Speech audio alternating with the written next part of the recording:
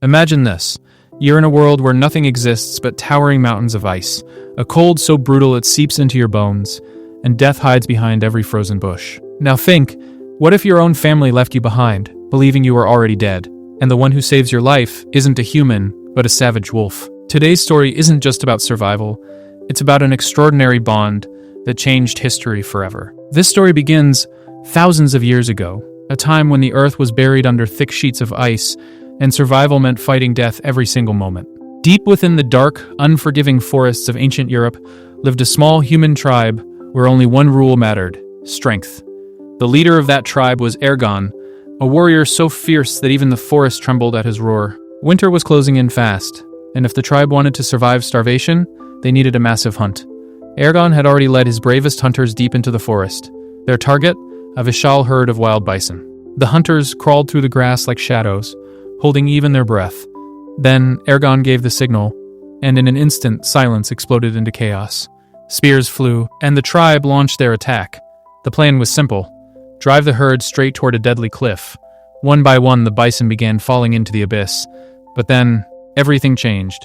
From the herd, a massive bull driven mad by pain and rage broke free, its blood-red eyes locked onto one target: Noyan, Ergon's son. His first hunt, and his first brush with death. Noyan froze. His body refused to move, as if the earth itself had gripped him in place. Ergon's voice thundered, "Run, Noyan!" But it was too late. The bull charged with full force, it lifted Noyan onto its horns, and raced toward the cliff. Watching his son being dragged into death's jaws, Ergon hurled his spear with everything he had. The spear struck deep into the bull's body. But before dying, the beast made one final move. It flung Noyan into the air, and then plunged into the abyss. Noyan, bloodied and broken, crashed near the edge of the cliff. But how did it all begin? To understand that, we go back 1 week earlier. That day, the tribe seemed to be celebrating. But it wasn't a celebration. It was a test. Every young member had to carve their own weapon from stone. The one who created the deadliest weapon earned the right to join the hunt. Noyan worked tirelessly, and he passed, but the real test was yet to come. The tribe followed a brutal tradition. Before joining a hunt, every new hunter had to endure beating from their own people, because they believed, if you can withstand the Zarabad of your own, only then can you face the horrors of the wild. And now, Noyan stood at the edge of that trial, where not just his body, but his courage would be tested. That night, silence filled the cave. A small fire flickered, casting strange shadows along the walls. Ergon sat quietly. In front of him was his son, Noyan. Slowly, he carved a mark onto Noyan's hand, a line of stars. In a low voice, he said, "If you ever lose your way in the dark, look to these stars. They will guide you home." It wasn't just a mark. It was the tribe's identity, a map that would always lead him back to his people. Ergon knew being a leader wasn't just about giving orders. It meant carrying the weight of the entire tribe. But this journey didn't begin in peace. Before the hunt, Noyan had already faced a terrifying trial by fire. The tribe's ritual was merciless. To become a warrior, you had to endure pain from your own kind. And when Noyan stood firm, even while bleeding, there was something in Ergon's eyes: pride. But that same night, a mother's heart was restless. Ergon's wife pleaded, "He's still a child. Don't send him on this path of death." But Ergon refused, because he believed if Noyan was to become the future of the tribe, he had to leave his innocence behind, right here. The next morning, the group set out for the hunt. Along the way, they crossed paths with another tribe. Their eyes met, but not a single word was spoken, because everyone shared the same goal: survive. As they moved forward, they reached towering stone markers, graves of their ancestors. Every stone told a story, a warning that this forest spares no one. By evening, Noyan faced his first real test, a wild boar. He raised his spear, but his hands began to tremble. The fear was obvious. Ergon saw it, and his anger flared. In a harsh voice, he said, "There is no place for mercy here. If we don't kill them, they will kill us. That is the law of nature." Night fell. They sat around the fire, exhausted, silent. Then, a terrifying sound tore through the darkness. Everyone became alert, but it was already too late. A massive lion came like a shadow and dragged one of their men into the darkness in its jaws. It was over in seconds. Morning came. With heavy hearts, they built a new grave for their fallen companion. Another stone, another story, another life. claimed by the wild. Hunger, exhaustion, and constant fear. Through it all, they kept moving, miles and miles. Finally, they found a cave and decided to rest for the night. Inside that cave, Eragon gave Noyan a lesson, one that might one day save his life. The knowledge of the stars and the true meaning of being a leader. He said, "A true leader is the one who takes the first Udar upon himself and is the last to fall." And that night, Noyan was no longer just a boy. Slowly, he had begun the path of becoming a warrior. Fate works in strange ways. The boy who was once called the future of the tribe was now moments away from being swallowed by death. The chaos of the hunt had turned again. The moment that raging bull flung Noyan into the air, time seemed to stop. Noyan fell down into the dark depths of the cliff. But fate had other plans. As he fell, his hands struck against a jagged rock, and he held on. Now he hung between life and death. Above him, Eragon screamed like a madman.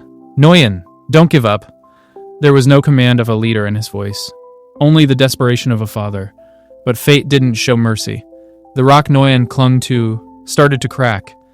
One moment, and then it was over. Noyan fell, straight into the darkness below. Eragon almost threw himself into the abyss, but his men held him back. The tribe's rule was harsh, but clear. For one, we cannot risk all. The leader had to lose his own son. All night, Eragon sat at the edge of that cliff, his screams, his grief, fading into the darkness. Morning came, and they piled stones at the edge. Noyan's grave, a grave without a body. The tribe walked away, heavy-footed. But the story wasn't over. Deep in that abyss, where silence meant death, something moved. A vulture descended. Thinking Noyan was dead, just as it was about to tear into him, his fingers twitched. He was alive. Groaning in pain, he slowly opened his eyes. "Father!" he cried out with all his strength, but no answer came from above. He shouted again, and then silence. He understood. To the world, he was already dead. He tried to climb back up, again and again, but every time he slipped and fell. His strength was fading, so was his hope. Then, the sky changed, dark clouds gathered, and heavy rain began to pour. Within moments, the dry ravine turned into a raging river. Now, Noyan had only one choice. Either die here, or challenge death itself. He made one final move, and leapt into the freezing water. The next morning, when he finally regained consciousness, he was lying on the riverbank, alive, but broken. One of his legs was badly injured. The pain was enough to make anyone give up. But now, Noyan was no longer just a boy. A warrior had awakened inside him. He gathered nearby vines and dry branches, and somehow managed to bind his broken leg. That bandage wasn't just holding his body together, it was holding his will. Dragging himself, falling, struggling, he made his way back to the very cliff, where it had all begun. He still had hope. Maybe someone was waiting for him, but what he saw when he reached the top was even more painful. There was nothing but a pile of stones. His own grave, and around it, only silence. His tribe had left him behind. He dropped to the ground and broke down, crying. But in the wild, tears don't call for loved ones. They call for death. A low, menacing growl echoed through the air, the kind that chills your bones. Noyan froze. To save himself, he quickly climbed up a nearby tree. All night, death prowled below. And above, Noyan clung to a dry branch, holding his breath, waiting for morning. With the first light of sunrise, he slowly climbed down. His throat was dry with thirst. He began walking toward the river, unaware that death was waiting for him. Out of nowhere, 7, 8 wolves surrounded him. Noyan tried to run, but one of them clamped its jaws around his leg. Gathering his last strength, he pulled out his dagger and struck. The wolf howled in pain, its grip loosening. Seizing the moment, Noyan climbed back up the tree. His breath was racing, his heart pounding, and below, the wait began again. The next morning, the scene had changed. The pack was gone. But that same injured wolf was lying on the ground, struggling to move. Noyan picked up his spear. He could end it in one strike. But then, he looked into the wolf's eyes. Those eyes were filled with fear, filled with pain. And strangely, they felt familiar, because that same pain lived inside Noyan too. Two enemies, bound by the same suffering. His hand stopped. Instead of hate, he chose compassion. Carefully, he used vines to secure the wolf's jaws, lifted it onto his shoulders, and began walking back to that same cave, where his father once taught him how to read the stars. The next few days were different. A strange bond began to form. Between the forest, a human, and a wild beast, Noyan would gather herbs from the forest, crush them against stone, first treating his own wounds, then the wolf's. At first, the animal growled in anger, but slowly, when Noyan gave it water, when he tended to its wounds, that anger began to fade. It started to understand this human didn't want to kill it. He wanted to save it, but survival demands food, and necessity turned Noyan back into a hunter. He caught a rabbit, struck stones together to make fire, and after days of hunger, as the scent of cooked meat filled the air, he felt it for the first time. He was still alive. In the dim glow of that cave, there were no longer just two wounded bodies. There were two companions, leaning on each other, preparing to defy death. The wall of hatred between human and beast had completely collapsed. In the soft flicker of firelight, Noyan held out a piece of meat toward the guile predator. He understood now. Their fates were tied together. Both were wounded, both were alone, and both were fighting to survive. The next morning, Noyan knew he had to return to his tribe. He carved new weapons from stone, because he knew the path ahead would be even more dangerous. In the silence of the night, he looked at the star markings on his hand, the ones meant to guide him home. And then, the wolf, now slowly healing, quietly came and sat beside him. There was moisture in Noyan's eyes. He began speaking to his silent companion. As if it understood every word, he said, "I don't know if my parents are still waiting for me, but I have to go back. Before the snow falls, I need to get out of this hell." The wolf said nothing, but its presence was enough. Morning came, it was time to say goodbye. Noyan set the wolf free and started walking his own path. But after a short distance, he realized he wasn't alone. The wolf was following him like a shadow. Noyan tried to drive it away. He threw stones, shouted, but every time, the wolf brought the stones back like it was a game. That's when Noyan understood. This was no longer just a wild animal. It had become his companion. Along the way, their bond was truly tested. One day, the wolf chased a wild boar straight toward Noyan. The prey was right there. But in his panic, Noyan lost his balance, and the opportunity slipped away. For a moment, there was disappointment in the wolf's eyes, but it didn't leave him. Slowly, they began to understand each other. Without words, just through instinct and signals.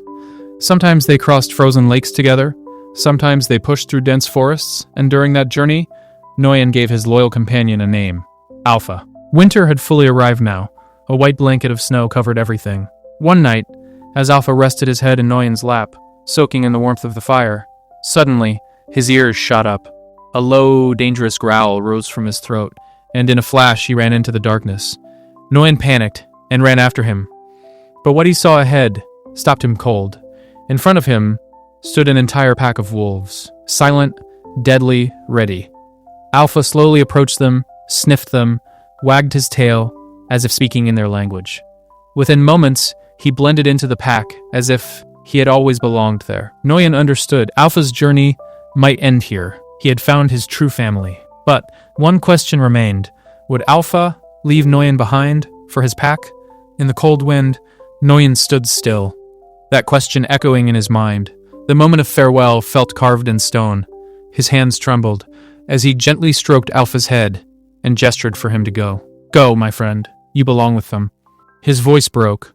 Alpha looked at him for a moment, then turned and disappeared into the dark forest with his pack. Noyan stood there as if a part of his heart had just been torn away. But nature's true wrath was just beginning. The next morning, the sun rose, but it brought with it a cold so brutal, it burned with every breath. Snow ruled everything. Silent. Merciless, death hidden in every step. Then Noyan noticed something in the distance, a group of wolves, tearing into prey. But his eyes suddenly froze. It was Alpha, but he wasn't part of the pack. He was being pushed away, alone, hungry, rejected. Seeing this, Noyan couldn't hold back. He ran toward him, but death was waiting beneath his feet. Suddenly, crack! The frozen lake beneath him shattered, and Noyan plunged into the icy water. The cold was unbearable. His breath began to fail. His heart felt like it was freezing. Above him, a thick layer of ice. Escape seemed impossible. Then, Alpha saw him and began clawing at the ice like a mad creature. Below, Noyan fought for his life. Above, Alpha fought to save him. Gathering his last strength, Noyan pulled out his dagger and struck the ice. A crack, then a small opening, and then he broke through.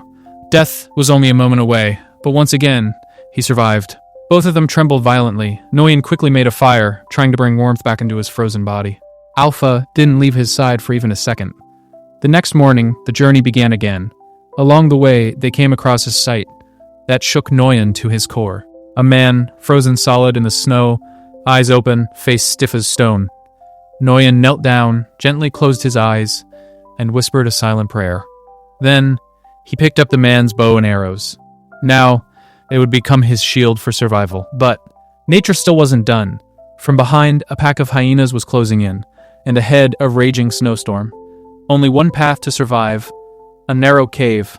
Noyan and Alpha rushed inside, but what waited within was far more dangerous than what they left behind. In the darkness, two yellow eyes flashed. A black panther, its territory, its prey. It lunged straight for Noyan's throat. But in that very moment, Alpha leapt like lightning and clamped onto the panther's neck. Inside the cave, chaos erupted. Two wild forces, determined to destroy each other. Noyan didn't hesitate. He grabbed his bow, drew the string, and took aim. One arrow drove straight into the panther's chest. Within moments, the deadly predator collapsed. But the price of that victory was heavy. Alpha lay on the ground, bleeding, her breath growing weaker. Noyan dropped to his knees and pulled his friend into his arms. Fear filled his eyes, one question in his heart. Would Alpha live to see the next sunrise? Inside the cave, the fire flickered, and between those flames, life and death stood face to face once again. The battle between life and death was beginning to slow. Tears streamed down Noyan's face, but his hands didn't stop. He crushed herbs, tore pieces of his clothing into bandages, and carefully treated every wound. His voice trembled.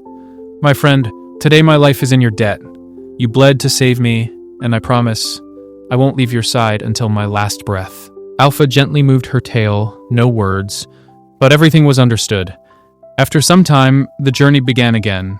Frozen paths, biting cold, and exhaustion with every step. After hours of struggle, a spark returned to Noyan's eyes. Ahead of him stood the same stone markers, the same place where death and separation had once begun. The destination was just a few steps away. But then, fate struck again. Alpha's body finally gave out. As she walked, she collapsed into the snow.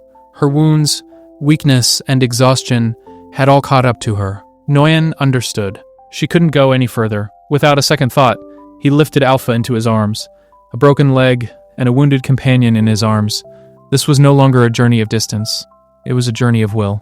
Then, through the thick fog, a faint light appeared. The tribe's fire, home, his people, so close. Tears streamed down Noyan's face. With trembling steps, he reached the edge of the tribe's land, placed Alpha down safely, and then collapsed unconscious onto the ground. When Chief Ergon and his mother saw their dead son alive, they were stunned. There was no relief in Noyan's eyes for himself. Before losing consciousness, he grabbed his father's hand and made just one request. Alpha, please save her. Hours later, when he opened his eyes, he was surrounded by the warmth of home. He looked around and saw Alpha lying nearby. But she wasn't alone. Far from the cold, cruel wilderness, now there was the soft sound of tiny whimpers. Noyan understood. The one he had thought was a fierce predator was, in truth, a mother. Alpha had been pregnant the entire journey, and still she chose to save Noyan before her own young. That silent devotion, that loyalty touched Noyan deeply. He smiled and gently embraced her. A bond that erased the hatred between human and beast forever. Sometimes, life teaches us that compassion and loyalty need no language. If you enjoyed the story of Noyan and Alpha, be sure to like it. How many stars out of 5 would you give this story? Drop your rating in the comments. And for more stories like this, don't forget to subscribe. See you in the next story. Until then, stay safe.